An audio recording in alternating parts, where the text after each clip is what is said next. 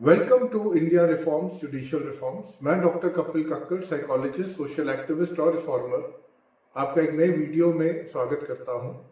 ये वीडियो मैं विदाउट किसी प्लानिंग के बना रहा हूं।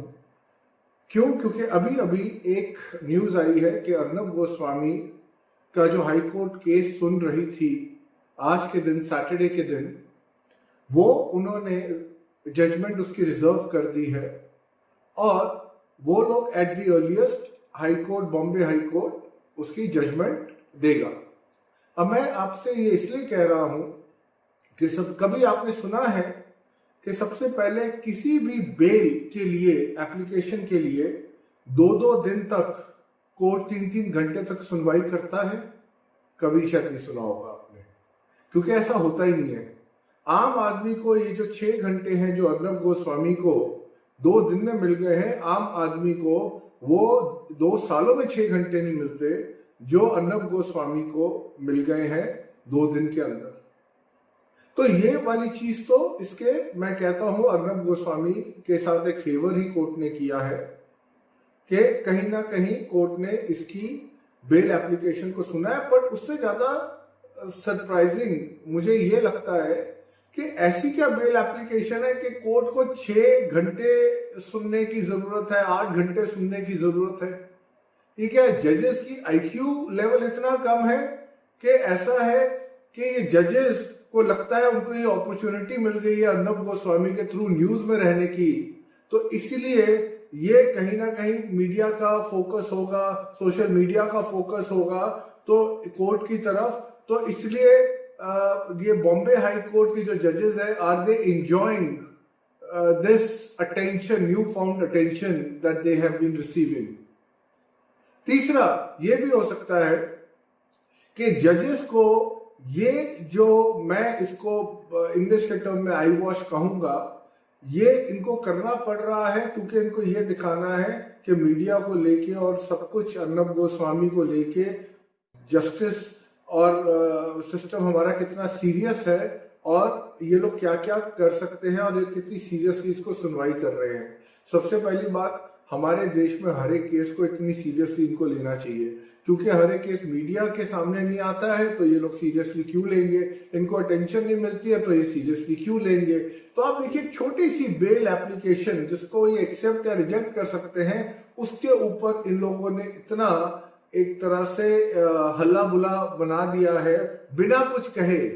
सो they are doing it without claiming that it's a big thing that they are doing, because they know everybody is looking at them. One, secondly, मेरी जहां तक रीडिंग है वो ये है कि मुंबई हाईकोर्ट कहीं ना कहीं एक बैलेंस बना के चल रहा है स्पेसिफिक केस में।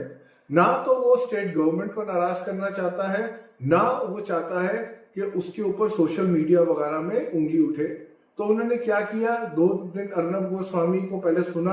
अर्नब गोस्वामी को होप थी आज मैं जेल से निकल जाऊंगा, उसके चैनल को होप थी कि वो लोग आज निकल जाएगा, ना आज निकला ना कल निकला था। और कहीं ना कहीं जजेस ने क्या किया है, इन्होंने स्टेट गवर्नमेंट को भी खुश कर दिया है कि देखो, eight the end of the day चाहे पुलिस कस्टडी में नहीं है पर स्टेट गवर्नमेंट की जुडिशियल कस्टडी में तो है।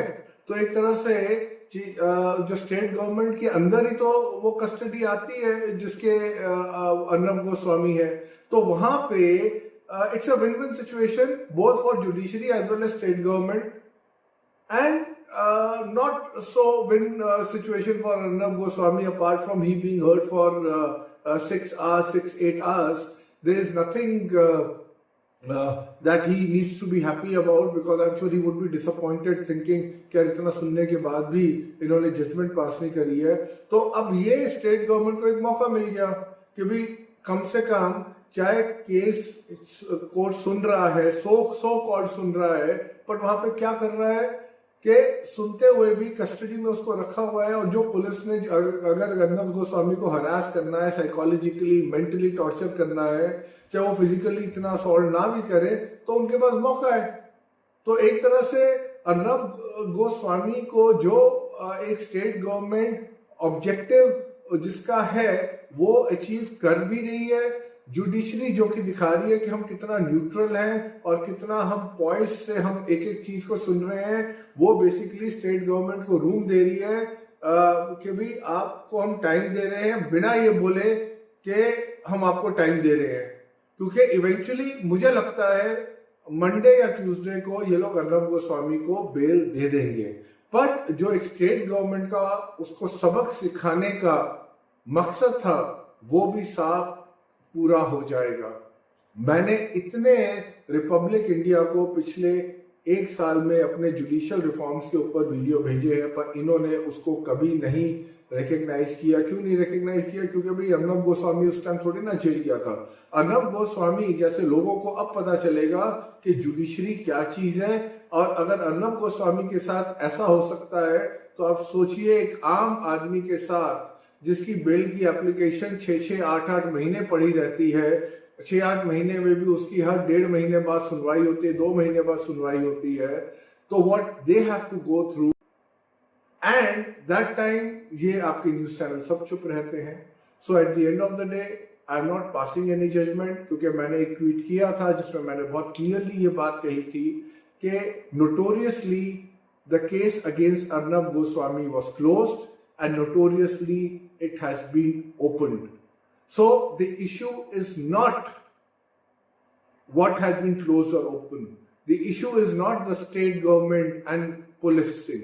It is the notoriety, it is the notorious way through which the state governments, judiciary, police, they all work in connivance, they are hand in glove, and an arm army suffers. That is why we need reforms immediately, but media will only cover it the day, that also for some time, when they suffer. ये भी हो सकता है कि अर्नब गोस्वामी को इतना intimidate इन्होंने कर दिया हो कि जब ये बाहर निकलेगा तो जुडिशरी के सामने के खिलाफ चाहे इसने जो भी एक्सपीरियंस किया, मेरे ख्याल से इसकी हिम्मत नहीं होगी बोलने की। ये शायद स्टेट गवर्नमेंट के अगेंस्ट भी शायद थोड़ा मेलो डाउन हो जाए और करे।